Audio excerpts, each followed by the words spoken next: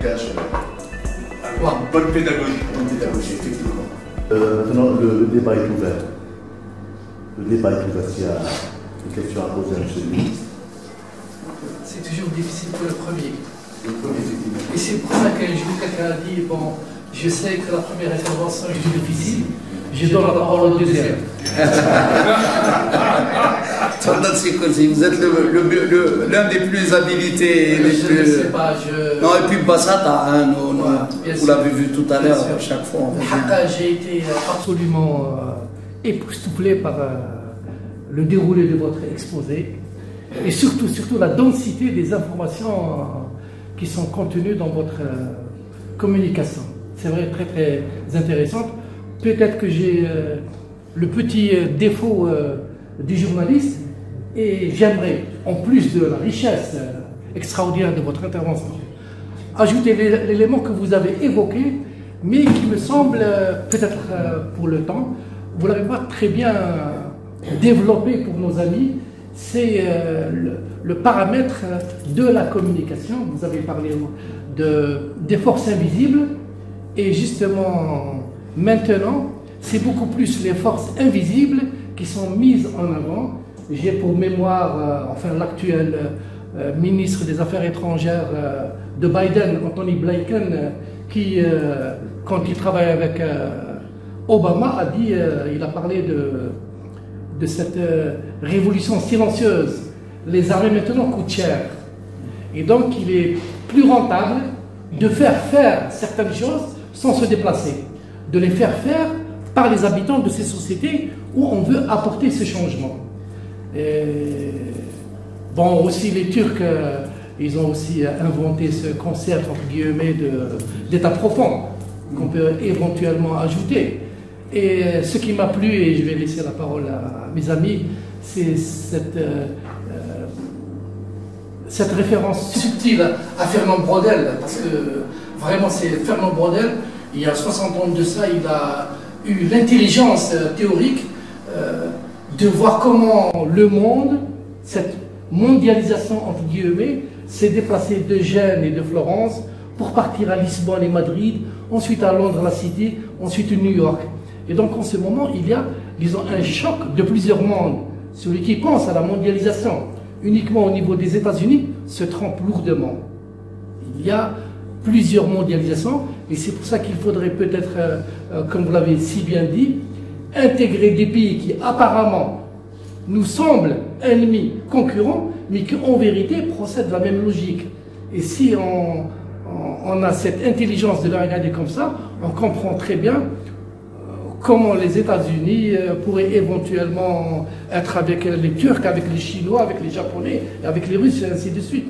Donc finalement, il faut voir cette reconfiguration pour comprendre notre devenir. Puis vous avez parlé du Sahara occidental, ils ont déclassifié maintenant des documents et on sait que les Français et aussi les Américains ont été aussi derrière la marche verte pour essayer de contrebalancer l'URSS à l'époque. Donc c'est une question de géostratégie. Voilà. Alors docteur, c'est vous qui décidez. Est-ce que je réponds au fur et à mesure ou est-ce que vous préférez regrouper? C'est comme vous voulez. Au fur et à mesure? D'accord. Je suis totalement d'accord avec vos deux raisonnements, vos deux logiques, je les partage totalement. Sur la première, je me permettrai d'ajouter quelque chose. En réalité, je l'ai structuré. Au départ, j'ai dit il faut une lecture du monde. Et j'ai dit, si l'élite ne s'implique pas, on ne peut pas lire le monde, cette communication, cette capacité d'explication. J'ai été plus loin. J'ai dit, il faut produire l'intelligence. L'intelligence, ce n'est pas des individus, c'est une production. De la même façon que vous produisez une marchandise industrielle, vous produisez de l'intelligence. Et je m'explique. Allez, je vais le dire de façon ouverte. Quand dans la guerre des mots qui nous oppose aux Marocains, je l'ai dit, ce qu'il y a derrière, c'est que nous sommes dans deux pensées politiques différentes, deux philosophies différentes. Ça, c'est la réalité. Donc, c'est deux pensées différentes. Ils ont une dynamique d'investissement de la toile et ils ont une dynamique du truc incroyable. Vous allez dire, mais comment ça se fait? Parce qu'ils sont adossés à des professionnels au niveau des grandes puissances, France, Israël et autres, c'est des professionnels de la communication. Vous avez vu que même les présidents au milieu occidental, ils prennent des boîtes qui gèrent leur image durant les élections, qui gèrent leur discours. C'est des professionnels qui ne font que ça et qui produisent le message, qui le façonnent à travers le produit touristique. Complexe il le Maroc et ça truc. Regardez, ils ont été catastrophiques dans la gestion de la pandémie. Catastrophique. C'est incroyable. Les grands spécialistes relèvent quoi? Qu'ils ont des faiblesses très graves, les grands indicateurs sociaux. Ils ont eu pratiquement le triple de vos contaminés, le triple des morts. Et hop, on n'en parle pas. On parle ils se sont mis d'accord avec une partie chinoise qui sont venus faire chez eux l'intégralité des cycles de tests, etc. Et ils intègrent le tout dans la vaccination. Série de tests pour confirmer l'efficacité. Et on parle que de ça. Et les gens vous disent, mais vous avez vu, on parle de la stratégie africaine. J'ai vu sur un documentaire d'Arte, quand ils occupent l'Afrique et tout, ils ont interviewé un Marocain. Je vous assure que je ne tourne pas en dérision, c'est la réalité. Et donc je fabrique des matelas. Et donc c'est ça la stratégie. Imaginez autre chose. Pour mes amis algériens, hélas, il n'y a pas ce que vous évoquez, je suis d'accord avec vous. Et ce que moi j'appelle, vous pouvez répondre qu'en produisant de l'intelligence, de façon professionnelle, en structurant. Il faudrait que vos jeunes, vos ceci, que vous ayez des écoles, que vous ayez des instruments, que vous ayez une capacité de... Vous ne pouvez pas faire de la communication comme ça si vous n'êtes pas assis à une maîtrise de la connaissance. C'est pas vrai, ça ne s'improvise pas. Et donc, nous devons avoir ça. Alors, qu'est-ce qui se passe sur par exemple, mes amis marocains? J'ai lu dans une réserve de change incroyable. Le Maroc réussit à mettre, il y a quelques mois de ça, l'année passée, 23 milliards. Le même moment, sur la même toile, effondrement de la réserve de change en Algérie, 83 milliards. Non mais ça frappe les gens. 23 milliards est une victoire incroyable, 83 milliards, c'est l'effondrement. J'ajoute plus, pays endetté à plus de 92%. En rééchelonnement structurel constant. Mais simplement, on ne le dit pas parce que relisez l'actualité, cherchez Internet, je vous le dis, endettement Maroc ou les dettes Maroc avant, ils ont été sur le marché financier du FMI pour pouvoir avoir de l'endettement. Ça veut dire qu'ils fonctionnent à l'endettement. Et ils vous disent, j'ai une stratégie d'occupation du marché africain. Et ils vous le font croire. Et vous le croyez et vous marchez. Ils n'ont pas de marché intérieur. Vous vendez n'importe quoi en Algérie, ça marche. Un produit de vaisselle, un produit médicamenteux, un produit artistique. Allez le vendre au Maroc, il n'y a pas de revenus. Vous n'avez pas. Or, les sociétés, les économies modernes maintenant, les gens croyaient que la démographie était un facteur retardant. Maintenant, les gens ont changé. C'est l'inverse. Si vous n'avez pas une croissance, bien sûr, il faut avoir l'éducation. Bien sûr, il faut avoir l'équilibre. Bien sûr. C'est des gens potentiellement... Votre société moderne est une société qui doit se développer et qui doit sortir des bidonvilles et qui doit aller à l'école, à l'université. Si vous n'avez pas ce cycle-là dynamique, تكذب على نفسك ما تنجحش. أنا قلتها قبيل كثير من الدول العربية اللي وقع فيها التكسار كان فيه هذا عدم التوازن ما بيناتهم الفئات une minorité. Je laisse l'auخرين. Excusez-moi, je ne veux pas citer un grand pays, je ne veux pas avoir un problème avec l'ambassadeur un pays, disons, africain et du Moyen-Orient et arabe. Je donne une partie de ma population, j'ai une capitale de plus de 25 millions d'habitants, 30 millions, 25 millions, je donne tous les populistes, tout le chat, encadré par les islamistes, entre guillemets, et moi je prends les progressistes et je prends l'armée et on surveille. Vous ne ferez jamais une grande nation. Vous créez deux philosophies d'affrontement. Vous allez dans les ménages de ces gens-là, قال شوف هاد العرب شوف les islamistes شوف منا خلقت الشقاق نتايا. ماشي vous dites j'ai besoin d'une grande cohésion, d'un grand pays, d'un grand ceci, et tous les ressortissants de ce pays doivent aller vers la maîtrise technologique. Non, on est dans le fractionnement. il est islamiste, et même les progressistes, l'État leur tape dessus de temps en temps, quand ils ont des velléités, il faudrait qu'il y ait une politique économique, une vision politique, mais il faudrait qu'il y ait des instruments d'analyse, de vision. Il faudrait que, donc je suis absolument, totalement d'accord, je l'ai abordé sous cet angle, une stratégie de communication doit être assise sur une capacité de produire. Vous communiquez un message s'il est clair, si vous l'avez, je m'excuse, si je n'ai pas travaillé ça avec des chiffres, avec des courbes, je ne produis absolument rien du tout. Ce n'est pas le verbe, c'est la consistance, la densité intellectuelle qui permet l'assise de... Il faut la créer. Monsieur Je tiens à vous présenter toutes mes félicitations pour le brillant exposé que vous avez déroulé cet après-midi. On s'est vraiment bien instruit. J'aurais aimé cependant que vous parliez un peu plus de la boîte à Pandore, des idées.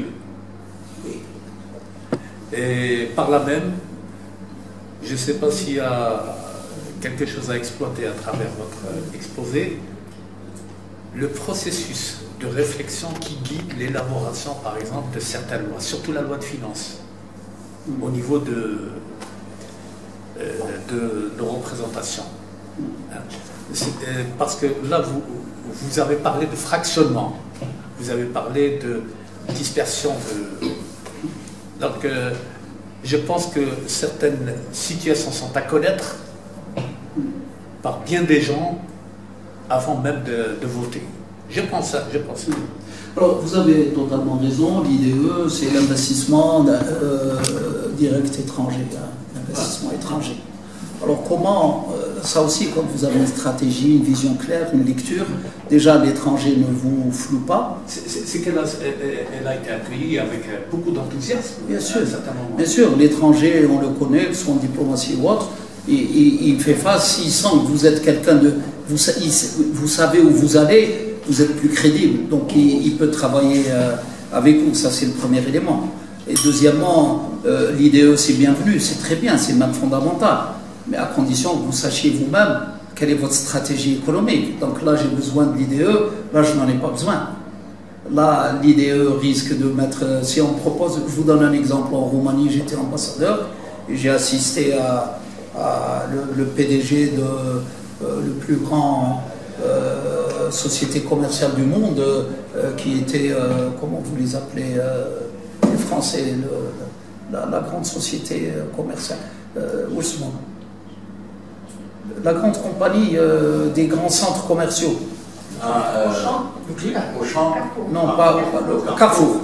Carrefour, c'est la plus grande société. C'était la plus grande société mondiale de commerce. Que me dit le PDG de Carrefour qui était venu à Bucarest? Rally, ma meilleure recette du jour de l'an, de Noël, je l'ai faite à Bucarest. À vous de lire. Bucarest, c'est quoi? C'est un pays qui était en difficulté financière. C'est pas une industrie pharmaceutique qui est venue me dire j'ai fabriqué les meilleurs médicaments à Bucarest. Je leur vends des produits européens et je prends l'argent. Donc des IDE de ce type-là, bien sûr, on peut pour le fun, pour les jeunes, mais ça n'est qu'un élément de ma politique pour gérer la vitrine, parce que là, s'il faut être réaliste, vous devez avoir un peu une vitrine, votre jeune a besoin de ça. Mais ça ne peut pas être votre élément structurant. Votre élément structurant, c'est de quelqu'un qui vous aide sur la stratégie, sur l'industrie médicale, quelqu'un qui vous aide sur les stratégies de transformation hydrocarbures, pétrole, quelqu'un qui vous aide sur les mines, quelqu'un qui vous aide sur la maîtrise technologique et autres. Donc vous devez savoir quelles sont vos priorités. Dit que ça, les IDE peuvent être très bien gérées. Maintenant, la loi de finances. Alors modestement, j'ai été président de la commission des finances. J'étais parlementaire. Une loi de finances, c'est un instrument de gestion politique, gouvernementale. Qu'est-ce que vous voulez? Vous vous apercevez que votre Sud est largué. Vous avez intérêt à faire des investissements, à faire du rattrapage. Vous vous apercevez que vous avez de grosses fractures sociales qui vous menacent. Elles vous ont tellement menacé que On a eu, c'est vrai, l'islamisme, c'est vrai qu'il y avait l'ingérence de l'étranger, c'est une certitude, mais ils ont utilisé nos faiblesses.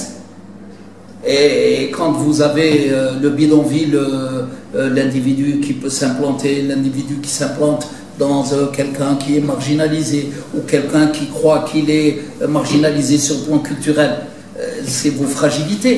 Donc votre instrument budgétaire doit couvrir vos fragilités. Votre territoire, vous devez l'asseoir. Moi, je dis, quand les gens vous disent enlever le Sénat, je dis c'est des aventuriers, ils ne savent pas de quoi ils parlent. Parce que la démocratie, c'est très bien, c'est la loi du nombre. Mais le territoire, Cheikh al-Qabila, القبيلة الفلانية الإنسان الفلاني اللي يسير على المستوى تاع البلدية الإقليم وتطلبات نتاع المجتمع يعرفها عنده ثقافة عليها عنده إلا كان تم ما ديروش على المستوى البرلماني باش ياخذ يعطي الميزان نتاع الآخرين قضية عدد. Et je ne suis pas certain que le modèle institutionnel que nous avons choisi d'une démocratie basée sur le nombre soit la meilleure. Pour l'Amir Abdelkader, nous avions une démocratie basée sur le consensus. Et mieux, ils ont défini le contrat d'abord. Ils ont dit qui peut gérer ce contrat. Ils n'ont pas dit trouvez-moi quelqu'un qui va tout nous faire, tout nous dire. Non. Ils se sont réunis, ils ont déterminé sortir le truc qui prend à la tête à notre religion, qui vise nos familles, qui vise, qui fait ceci, voilà ce qu'ils doit. Qui est éligible?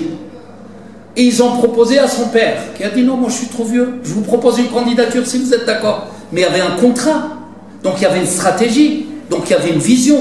Et c'est un consensus qui l'a amené.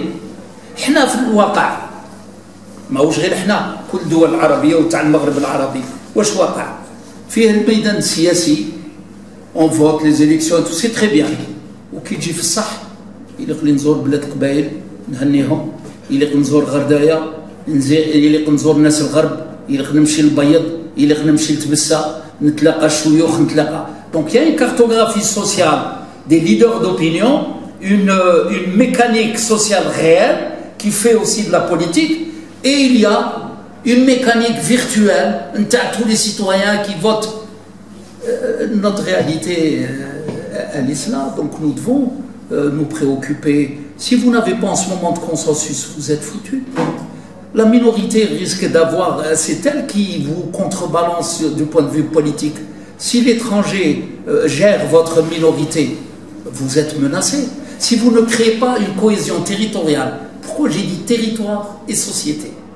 Vous devez gérer de grands équilibres territoriaux et vous devez gérer de grands équilibres sociaux. Alors quand moi, les gens croient qu'ils sont l'Allemagne, l'Allemagne, c'est un tissu industriel. Elle a une dynamique technologique, elle a une dynamique urbaine, elle a une assise universitaire. Alors après, guider le bateau Hak ou le Hak, on peut aller. On est dans le... Et il n'y a rien. C'est quelqu'un qui part de la terrasse et de faire la fête et le mariage de son fils sur la terrasse quand les fondations ne sont même pas faites. Moi, je dis qu'il faut être sérieux. Et donc, je suis totalement d'accord avec vous pour dire que la loi de finances et le budget est un instrument fondamental des choix politiques. Et il faut se méfier. Pour moi, une réussite, c'est un équilibre entre les questions sociales. Pourquoi? Parce que nous, notre grand défi, c'est quoi? C'est de moderniser notre société. Si vous avez une partie de l'Algérie qui a une vision, allez, on va être rétrograde ou là, vous êtes menacés. Les Français sont menacés parce qu'ils méprisent les Maghrébins et autres. C'est 17 à 18% de leur jeunesse, sinon plus. Ils sont menacés. C'est un des éléments stratégiques qui les menacent. Leur tissu demain de recherche et autres, parce qu'ils ont marginalisé un pan de la population. Alors nous qui sommes entre Algériens, nous n'avons pas intérêt à le faire. Un État fort, c'est une majorité. Et cette majorité, il faut la fabriquer du point de vue du revenu, du point de vue universitaire, du point de vue d'un minimum d'équilibre.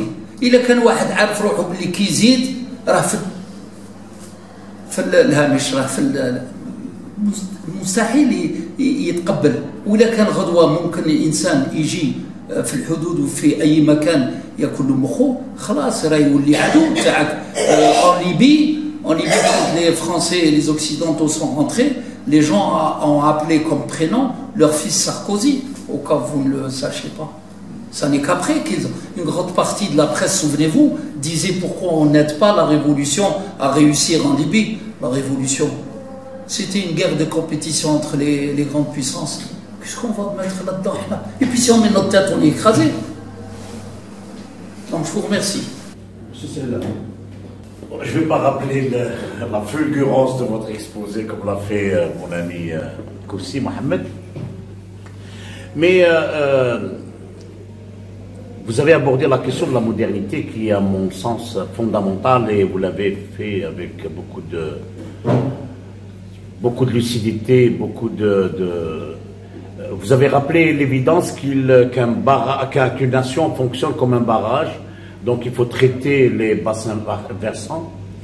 Et vous avez également précisé, je dis bien précisé, que la modernité est une entreprise extrêmement complexe, mais qui part des structures sclérosées, auxquelles il faudrait donner une nouvelle dynamique. Ceci dit, moi, ma préoccupation, elle est très simple. Vous êtes un savant, et vous avez fait un exposé savant sur le développement, sur la fabrication de l'intelligence, permettez-moi le terme de fabrication de l'intelligence, mais je n'ai pas retrouvé les besoins qui s'expriment dans la société par rapport à la question culturelle. On sait pertinemment que le pays, confronté à des questions de développement, doit aborder la question de la culture comme primordiale, si ce n'est pas urgente et primordiale. Moi, je n'ai pas vu, moi personnellement, qui m'intéresse un peu à la question culturelle, je n'ai pas vu un ministre se déplacer voir une pièce théâtrale.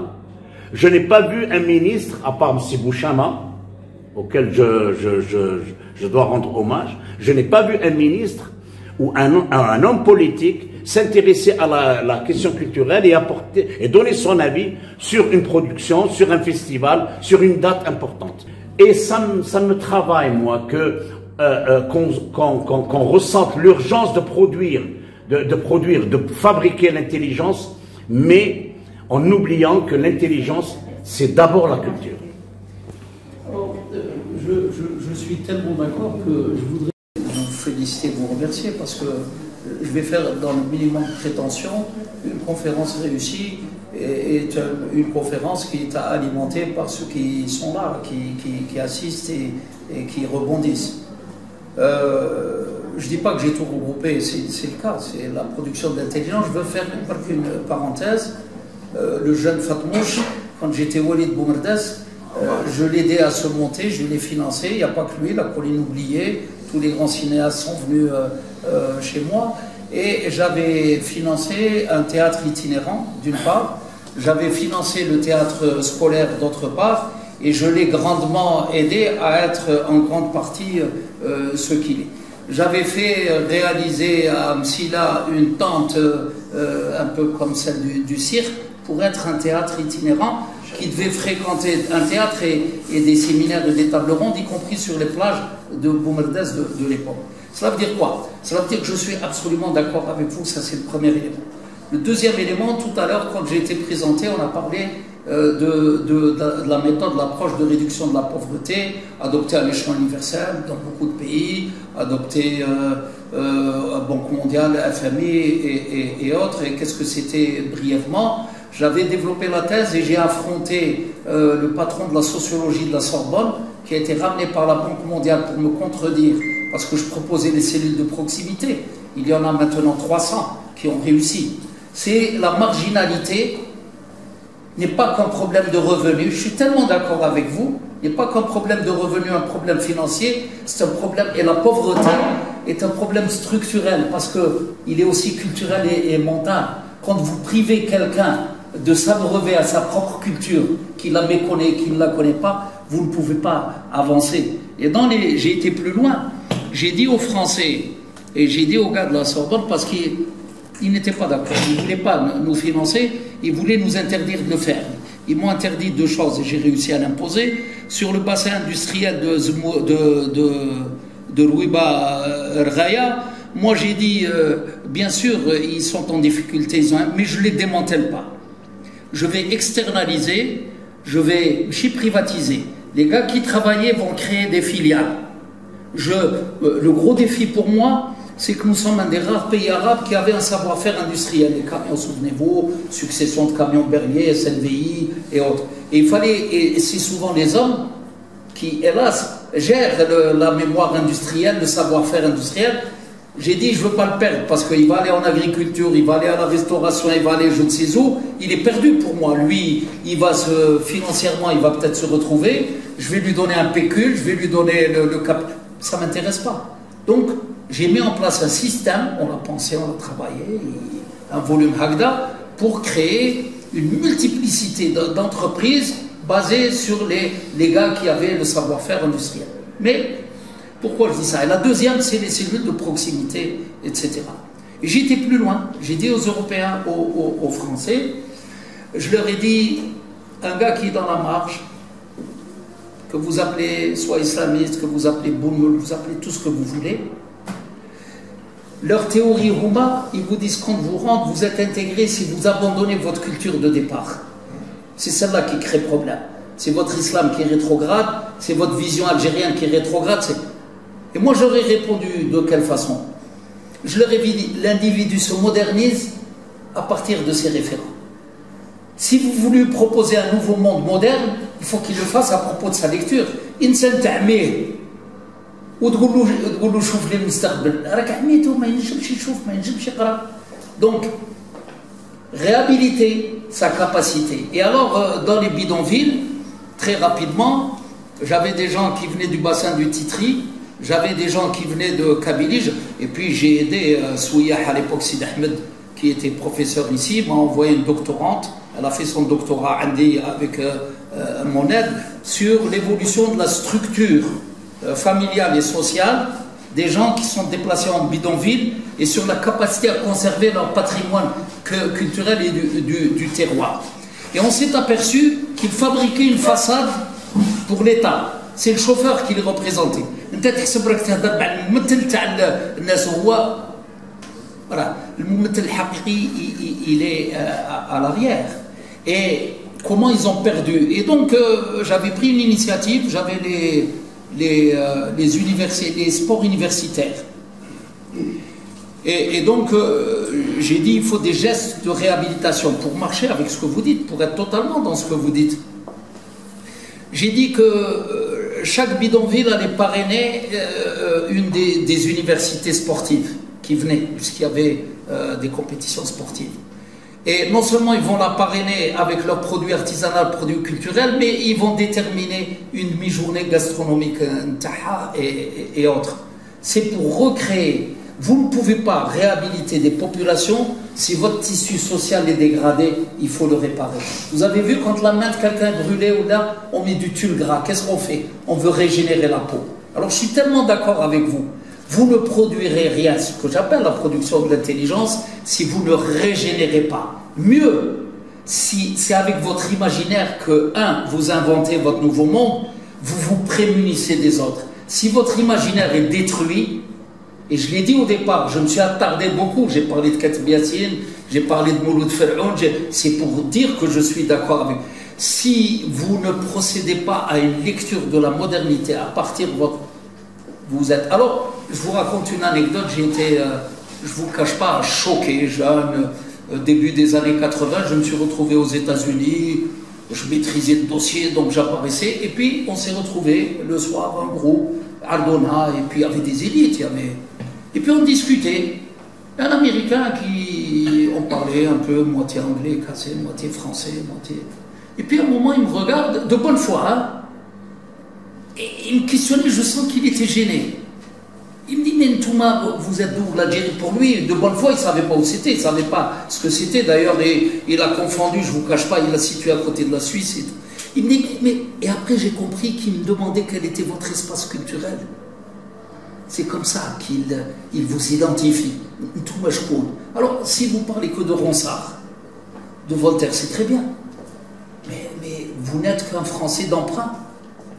Et si vous avez conscience que la culture française vous est étrangère, si cette prise de conscience réelle est bien enracinée, alors vous redécouvrez votre culture qui est absolument extraordinaire. Donc, je m'adresse à l'homme de théâtre, à l'homme, pour dire que je suis archi 1000 fois d'accord avec vous. Si l'imaginaire, hélas, je vais vous dire, j'ai poussé plus loin. J'étais invité à un très grand colloque, pas un colloque, dans le forum Penser l'Europe. On n'était pas nombreux, 8 personnalités, l'Est et l'Ouest.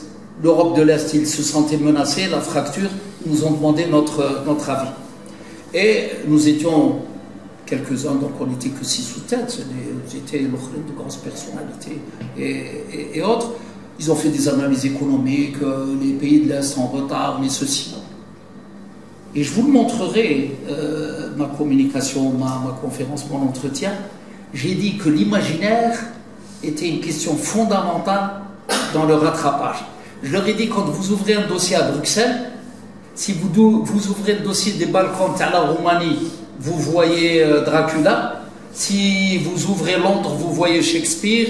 Donc l'imaginaire compte énormément. La décision positive est plus facile. Et donc les pays ont intérêt à restituer leur imaginaire. De toute façon, ils ne comprendront pas le monde s'ils ne remaîtrisent pas leur imaginaire. Et moi, je pousse plus loin. Si le théâtre n'est pas là, si la création intellectuelle artistique n'est pas là, on ne créera jamais un pays moderne et on risque d'être menacé. Vous avez des pays qui glissent. J'ai discuté avec les Japonais, ils ont de graves préoccupations.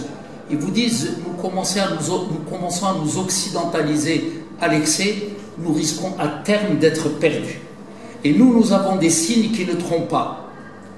كثير من الناس معربين شبان كي يتكلم 60% تاع اللغه تاعو مربوطه بكلمات فرنسيه وتقريبا ماهوش مثلنا حنا اللي كنا في الثانويات وكذا قال ممنوع علينا في البدايه باش نتكلموا باللغه تاعنا. Alors ça, c'est comme Haïti, comme autre, votre culture est aussi menacée. Donc le problème de la langue, de l'imaginaire, de l'action culturelle. Vous avez évoqué des questions vraiment fondamentales, les 4 ou 5 intervenants. Maintenant, c'est fondamental. Monsieur le ministre, à travers le titre de votre communication, Territoire et société face aux crises internationales, Algérie, stratégie de réponse. Bon, je ne mets pas, je ne conteste pas la valeur de votre communication, loin de là. Mais quand je lis le titre Territoire et société face aux crises internationales, Algérie, stratégie de réponse. Je n'ai pas senti, d'abord, le problème qui se situe en Algérie du point de vue économique, surtout au niveau du programme universitaire, l'enseignement, l'éducation de façon générale, et quel type de stratégie, parce que quand vous dites Algérie, stratégie de réponse, ça veut dire qu'il y a eu des problèmes, et l'Algérie a répondu de façon stratégique face à ces problèmes-là. Or, le plus gros problème en Algérie, ces derniers temps, ces dernières années, c'est la création des pôles universitaires, à travers tout le territoire national, surtout au sud. Donc, et puis, le diplômé, et puis, en face, il y a une demande d'emploi. Et nous avons vécu, là, j'ai vécu des problèmes monstres à Hassim Saoud, à Ain Salah, et aujourd'hui, le problème est donc transposé à Ouargla et la Rouad. Donc, cette stratégie, moi je ne l'ai pas senti, moi j'ai cru que c'était une stratégie vis-à-vis des problèmes socio-économiques que vit l'Algérie. Oui. Alors, le premier élément, quand j'ai dit stratégie de réponse, était interrogatif. Parce que j'ai une analyse critique, j'adhère à un certain nombre de choses. Je ne suis pas dans le mimétisme, je ne suis pas dans tout est beau, je ne suis pas dans tout est mauvais. Je suis dans la rationalité, ou du moins j'essaye de l'être, et dans l'objectivité. Nous avons des pays comme les nôtres. Le premier élément, je suis en train de vous donner raison et de m'associer comme tout à l'heure. Et bien sûr, il y avait la question de temps. Et tout à l'heure, quand vous êtes parti avec Cissé, là, on m'a fait comprendre qu'il y avait un problème de temps, donc j'ai dû sabrer parce que rentrer dans le détail, non, mais c'est un ouvrage qui est donc voilà. Alors la question des stratégies de réponse, et là je suis totalement d'accord. Les stratégies économiques, les stratégies dans le monde universitaire, nous avons notre grave problème, et nous devons nous rendre compte, d'ailleurs je le dis, peut-être que ça n'a pas été, mais nous avons une difficulté à définir des stratégies. Mieux, je donne une image, je dis que dans un couple, dans un foyer, le papa ou la maman que vous êtes, vous estimez avoir réussi quand votre enfant devient autonome. Comment il est autonome? Quand il peut tracer sa propre carrière. Il n'a plus besoin de vous. Alors, pour un pays, l'économie d'un pays, c'est la même chose. Ça veut dire que si vous avez une capacité à définir vos propres stratégies, c'est que ça y est, vous êtes sorti de l'ornière. Or, manifestement, des pays comme les nôtres, nous sommes en difficulté sur cette question-là. Nous avons des stratégies parcellaires, sectorielles, et je ne vous cache pas, il faut me réinviter, parce que là, c'est un sujet pas qui me passionne uniquement, mais nos grandes carences sont là. Nous avons des carences terribles. On fait une chose et son contraire. J'ai fait allusion quand j'ai parlé des stratégies économiques, quand j'ai parlé du bassin du Khroub avec les stratégies sur le complexe moteur. Je vous ai dit la contradiction sur le reste. En tous les cas, notre défi est un défi de qualité et de cohérence. Pour fabriquer la cohérence, vous devez avoir une capacité scientifique de définir des stratégies. Si vous ne l'avez pas, vous ne pouvez pas définir. Nous sommes encore... Alors, je vous donne un exemple. Mais il faut être sérieux. Le médecin, lui, il fait un diagnostic, mais il a un savoir-faire scientifique qui lui permet de faire un diagnostic. J'y ai fait allusion tout à l'heure. Et il a à côté des instruments qui viennent corroborer l'analyse de sang, les IRM. Donc il a ces deux lectures. Vous faites des stratégies de santé. Et si je vous dis quelles sont les pathologies dominantes au niveau de tel bassin, au niveau des zones humides, ou là au niveau des zones côtières, ou là au niveau des zones du sud, ou là... Ah, vous allez me dire de façon empirique, où il y a le trachome, ça ne suffit pas. Est-ce que vous avez une étude qui vous permet d'acheter vos équipements et de définir vos segments, vos services au niveau de tel hôpital en fonction des pathologies? Donc, c'est pour ça que j'ai parlé des instruments. Si vous n'avez pas en place les instruments, pas les statistiques. La statistique, c'est le bout de la chaîne. C'est combien de classes, combien d'écoles. Vous devez produire l'information, la produire. Produire l'information, il vous faut des analystes. Il faut les former. Donc, il vous faut faire l'analyse. Vous devez avoir dans chaque grande région des observatoires, des analyses qui vont vous faire remonter. Et à partir de là, vous allez définir des stratégies. Et là, il faut être sérieux. Et là, on pourra. Donc, vous allez être obligé d'avoir une stratégie à moyen terme et à long terme. Et à court terme, vous êtes dans les mesures conservatoires en sachant que votre taux d'erreur, durant le court terme, va être très grand. Et vous allez le dire. Le médecin que vous êtes, je suis dans un village où il n'y a pas d'IRM, il n'y a pas d'écho, mon analyse, mais elle est insuffisante,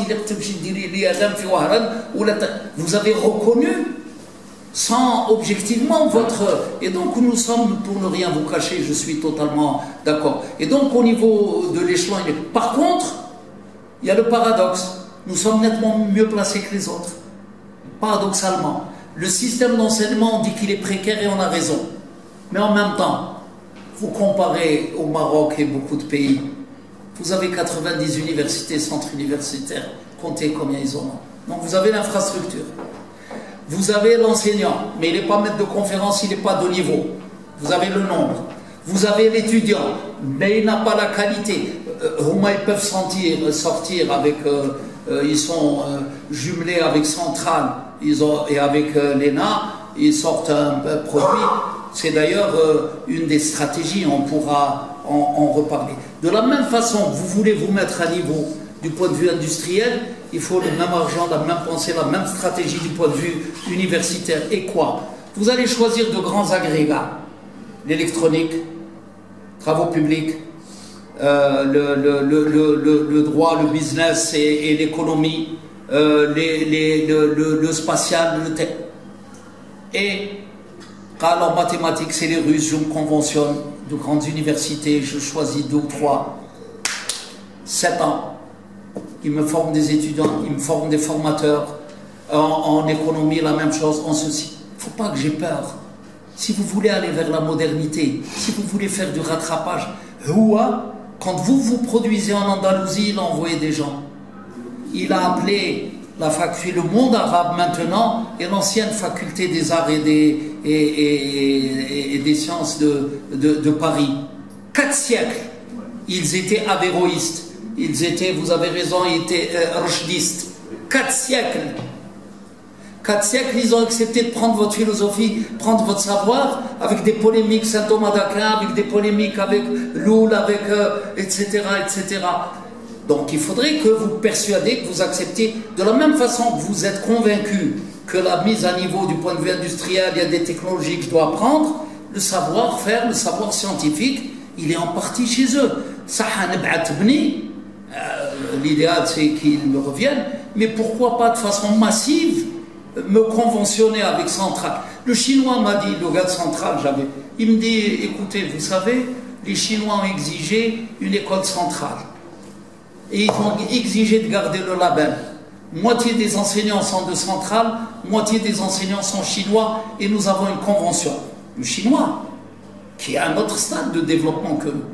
Je suis d'accord avec vous, mais enfin, là où je suis aussi d'accord, si nous devons dérouler, tel que modestement je le pense, les différentes stratégies, là je titille, je veux que les gens réfléchissent après repartent.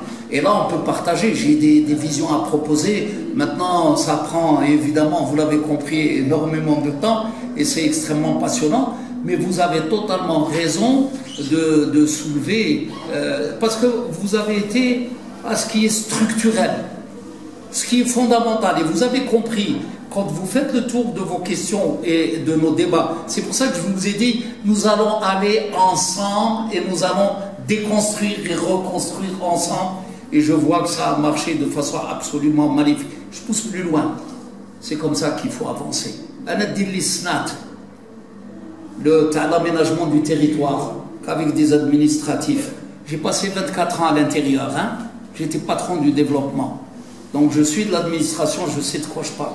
Je ne serai pas le premier à la détruire, au contraire. Alors, mais si votre société n'est pas présente, il a qu'un taoul de qasba, ما يتحكمش في المسيرة نتاع الساحة نتاعو ولد بابالي ولد معسكر ولد بلعباس ولد أضرار ما ينجمش يقول كيفاش يتصور التطور تاع المدينة نتاعو والناحية نتاعو من المستحيل. Et donc je fais l'imaginaire aussi passe par là. Quand j'ai parlé des places publiques, je ne sais pas si vous avez fait loin, ça a l'air d'être un élément physique. Cet espace-là, c'est quoi? C'est une place publique sophistiquée. C'est le salon d'une maison avec un débat. Si nous n'avons pas compris qu'il faut multiplier ça, c'est quoi multiplier? C'est la société qui vous alimente. Et si votre société est fragile, même si vous avez une bonne élite, elle vous menacera et votre élite va dire « je suis menacé ici », surtout si elle n'a pas une bonne compréhension. À Paris, je suis tranquille, j'ai tel revenu, j'ai une villa, j'ai une piscine. C'est un drame pour vous. Ça veut dire que vous êtes incapable de définir des stratégies et de capter votre chair, votre sang, votre imaginaire, votre poésie est partie de l'autre côté. Alors rapatrier la dire chouïa géoui ou une seconde. À propos justement du salon de la ville, Jean Nouvel, le grand architecte français Jean Nouvel, on a fait un grand concept et une grande théorie. Et une ville sans salon n'est pas viable. On a des logements, on a des bâtiments, vous avez raison, c'est l'image qu'il faut servir. On construit des maisons dans lesquelles il n'y a que des chambres à coucher, comment on dit, l'endroit où on dort, des dortoirs. Et vous éduquez vos enfants, votre famille au salon, autour de la table. Vous ne l'éduquez pas sur votre lit et votre ceci. Et donc, vous, d'autres villes en milieu urbain, vous n'avez pas ça. Bon, donc c'est vous, c'est plus moi le temps. C'est vous qui décidez. En dehors de la densité de votre communication. Je voudrais revenir seulement sur la question du niveau international.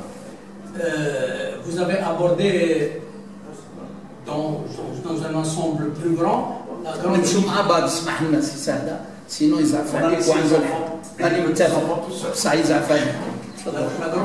la grande division des grands ensembles mondiaux. Excusez-moi, c'est la dernière question. On a fini honorablement et avec beaucoup de respect. Merci. Donc,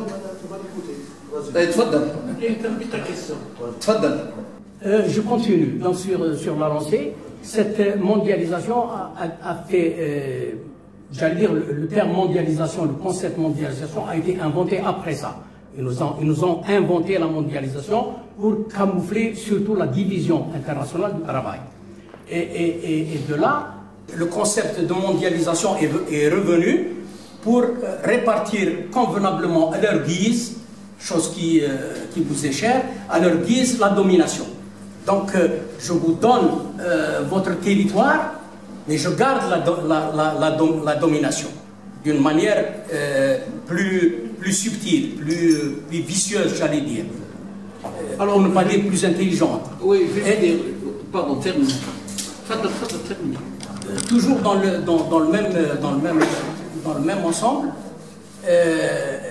lorsque la première étude de transport du minerai de Garage Billet sur un choix d'un site du côté de Mostaganem pour la sidérurgie sur l'eau, qui était définie au départ, on avait dans le bureau d'études a fait une présentation et il y avait un Italien dans le groupe du bureau d'études. Quand le bureau d'études est arrivé à dire voilà le projet tel qu'il est conçu, donc avec la voie de chemin de fer de Garage Billet jusqu'à dans les parages de Marsat du côté d'Arzeu, avec une industrie bien sûr sidérurgique assez qu'est-ce qu'il nous a dit dans cette réunion? Que si j'étais un sidérurgiste sur le plan international, je ferais un coup d'État en Algérie pour que ça ne se produise pas, pour que ce projet n'aboutisse pas. Voilà. Donc c'est un peu cette division du travail et en même temps cette domination. Alors, je vais vous dire, je suis partiellement d'accord avec ce que vous dites et sur une autre partie, pas du tout. Ils ont une capacité, je l'ai dit d'ailleurs, le cynisme, ils ont deux visages. Je vais restituer un ensemble de souvenirs. Quand nous avons été les premiers au monde à opérer la liquéfaction de gaz, qui a été une révolution et qui nous a permis de nous débarrasser, de commercialiser, relisez, il faut être scientifique, vous allez sortir d'ici, vous allez taper sur Internet et vous allez relire la presse française de l'époque et vous allez voir. Qu'est-ce qu'ils ont, des fous, ils ne règlent même pas tel problème. Moi, je vous ai dit, il faut un projet audacieux de maîtrise de la technologie. Eux, ils vont vous dire non, il vous faut d'abord faire arriver tout le monde. Les Indiens ont décidé depuis très longtemps. Pays de misère, et qui a des segments parmi les élites mondiales en informatique et autres. Il y a longtemps que cette question a été réglée. Je ne suis pas dans l'obligation de... Je fais ce que je peux, au contraire. Dans la pensée économique, je peux créer les éléments moteurs, la motrice qui va me tirer. J'ai l'hydrocarbure. Là, on n'a pas continué pour avoir une industrie de transformation hydrocarbures à la hauteur et on avance. Et j'aborde un deuxième sujet. Parfois, que ce soit sur l'automobile, pas l'automobile, celle-ci, la dernière, je ne parle pas de ça. Je parle de Berlier, je parle de Louéba, Raya, je parle de... et je vais parler aussi d'autre chose, parce qu'on a estimé, à un moment, on a évalué l'économie algérienne. Pour moi, la grande déperdition, c'était une gouvernance défaillante et c'était qui a généré une corruption terrible et un manque d'intelligence et une incapacité à définir des stratégies. Parce que quand on aborde la question de la corruption de gouvernance, on va aller sur des questions personnelles et on va... Mais quand vous êtes politologue, vous êtes obligé d'être scientifique et vous vous apercevez que c'est un ensemble qui a une incapacité à définir des stratégies une incapacité de lecture parce qu'il n'en a pas les instruments, il n'en a pas, c'est comme quelqu'un qui arrive dans un lycée et qui dit la qualité de l'enseignement n'est pas un truc. Quand je vais voir la directrice de la pédagogie, je m'aperçois qu'elle n'a pas les outils, elle n'a pas les éléments. Quand je vois Hadak, donc il a une vision rationnelle. Et là, vous vous apercevez que nous ne l'avons pas eu toujours. Mais je reviens à ce que vous avez évoqué. Par exemple, les barrages, les ceci. L'Algérie met beaucoup d'argent, mais quand on voit le résultat économique, il est piètre. Il n'y avait pas plus grande escroquerie et malhonnêteté que de celle-là pour les grands spécialistes. Et hélas, nos pseudo-économistes, et je ne veux pas être plus méchant encore pour ne pas parler d'escroquerie de certains, hein. Je ne parle pas des grandes écoles, de nos grands économistes, il y en a eu, il y en a encore. La rentabilité de l'investissement économique en Algérie piètre, voilà combien d'emplois. Mais n'importe quel idiot sait qu'un barrage, c'est une maturation, une étude de temps, c'est que c'est un investissement de temps, et que sa rentabilité, une fois que vous avez distribué l'eau, il faut une irrigation. Vous savez ce que c'est, les canalisations, que ce soit en méthode urbaine? Vérifiez une petite canalisation, ça prend des mois avec les... Et donc, l'investissement à long terme et son impact, l'investissement structurant est une chose, on le mesure différemment. Quand les États-Unis, je l'ai dit tout à l'heure, ils investissent, les Allemands, les Italiens et autres, sur les Japonais, sur la cohérence territoriale, les grandes assises, le port, ça prend du temps. L'autoroute, le ceci. Et son impact économique est fondamental. C'est au début, vous êtes en grosse difficulté, après, quand vous démarrez dans... Mais Houma, et je reviens à une partie de ce que vous avez dit, avant d'aborder le dernier point, et je pense que c'est le dernier, c'est la fourberie de Tahab. On a poussé. Ils n'ont rien poussé. Parce que nous avons créé une révolution mondiale, qu'on le veuille ou non, même si après, ils ont une capacité à se redéployer. Hein? Ils se redéploient dans la corruption, ils se redéploient à travers vos dirigeants. Le bonhomme, la compagnie, oui, ça oui. Mais pas sur le reste. Bien sûr que je fais attention, vous l'avez compris.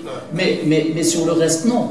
Vous avez l'IAP, vous avez des pétroliers qui naissent, vous avez des écoles l'IAP à Oran, vous avez un senior, vous avez l'IAP à Boumeldes, vous avez... Donc vous devenez, et nous sommes... J'ai été surpris en Europe de l'Est. Ils m'ont dit, vous êtes en matière de gaz naturel, distribution aux ménages, les plus grands spécialistes du monde. Aucun pays ne donne le taux de gaz aux ménages et fait arriver jusque... Est-ce que vous pouvez nous aider? Donc quand ils vous disent, on vous a abandonné l'accord pour prendre, totalement fou. Mais sur un autre sujet, vrai. C'est-à-dire sur l'autre sujet, une grosse partie des Américains en difficulté parce qu'il y a en ce moment des gens qui s'affrontent et deux écoles, les Trumpistes comme on dit, et puis le Biden avec les gens de la City, de la Silicon Valley, disent nous sommes menacés dans notre leadership. Mais ça c'est une autre conférence sur les trucs émergents, ça il faudrait qu'un jour vous veniez assister. Eux s'imaginent qu'ils peuvent réassurer la primauté par les nouvelles technologies du futur et le numérique. Ils se trompent. Le numérique, les nouvelles technologies, YouTube, je maîtrise, numérique, je maîtrise, la plateforme, je maîtrise. Quand vous parlez entre vous, c'est moi qui décide. Quand vous développez des idées, c'est moi qui décide, c'est moi qui fais. C'est vrai qu'ils veulent assurer la primauté. Mais enfin, l'hyperconnexion, c'est 1,2 milliard de personnes. Pour que la connexion, les autres 6 milliards, le gars de la banlieue du Congo et de la forêt de trucs, il faut construire. Et là, les Chinois sont intelligents.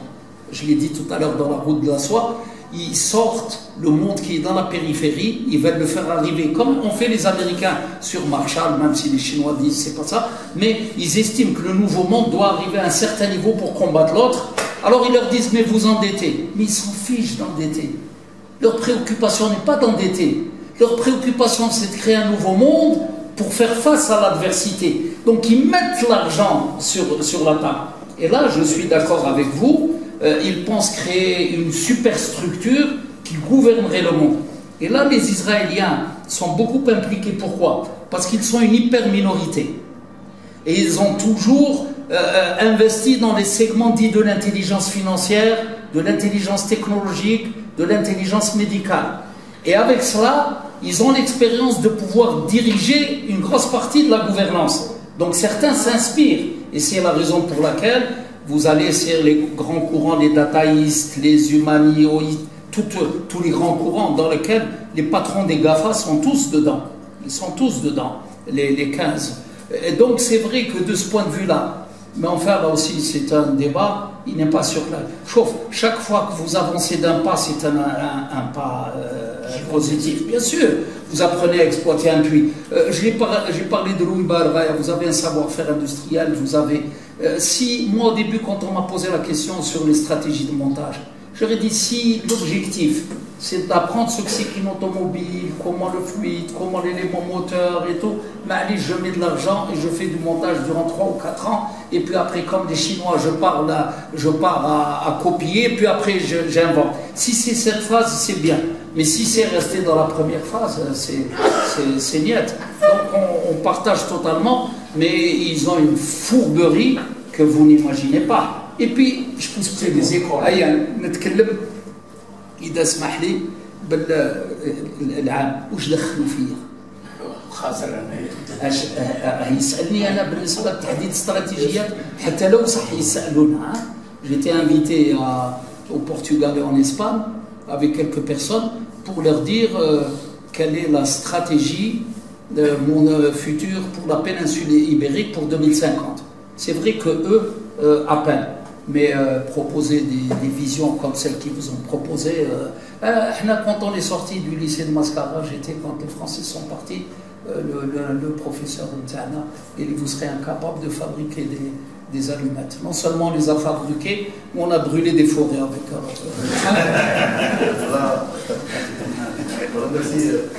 Voilà. Alors, pardon, je rebondis. Les cultures qui ont donné à l'humanité, ceux qui ont donné le plus en termes d'années et de force, c'est la vôtre. C'est la vôtre. Assour Banipal, la constitution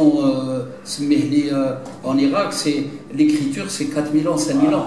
Les Égyptiens, c'est 8000 ans. Alors, additionnez les Iraniens, additionnez toutes ces milliers d'années, la civilisation occidentale, on n'est qu'à son 6e, 7e siècle. Vous êtes, vous, la partie occidentale est restée 8 siècles en Ibère. Et donc, si vous mesurez ce que votre espace culturel a donné à l'humanité, je ne dis pas qu'il faut rester dans cela. Je dis c'est ça qui doit nous interpeller, nous faire honte et dire que nous Merci, monsieur le ministre. Merci beaucoup. C'est moi. Voilà. Merci pour votre présence et à la prochaine.